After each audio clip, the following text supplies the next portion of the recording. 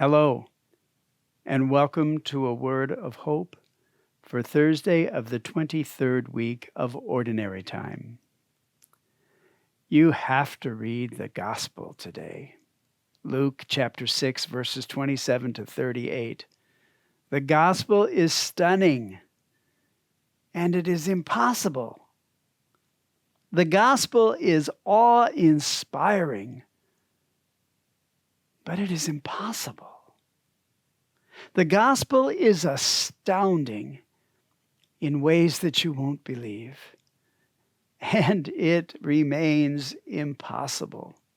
The Gospel of Luke is in 3 parts, and you'll be familiar with this, mainly because it's so challenging and it's so confronting. The first part has to do with love, and Jesus says very clearly, "To you who hear, I say, love your enemies, do good to those who hate you, bless those who curse you, pray for those who mistreat you." And he goes on and on. To the one who takes your cloak, give him your tunic as well. For the person who takes what belongs to you, don't even demand it back. It is so challenging. The second part of the gospel has to do with who we love.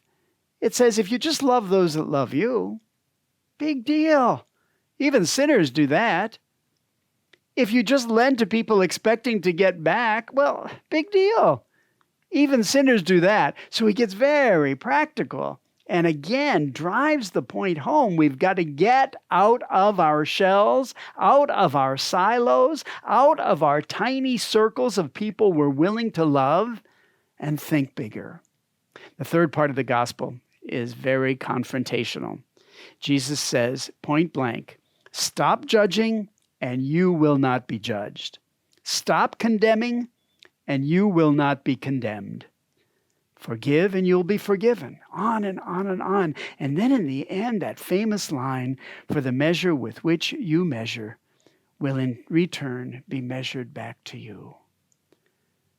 How we need to hear that today, don't we? It seems like Jesus knew exactly what we would be going through in this country, in this church, in this world, in the year 2020.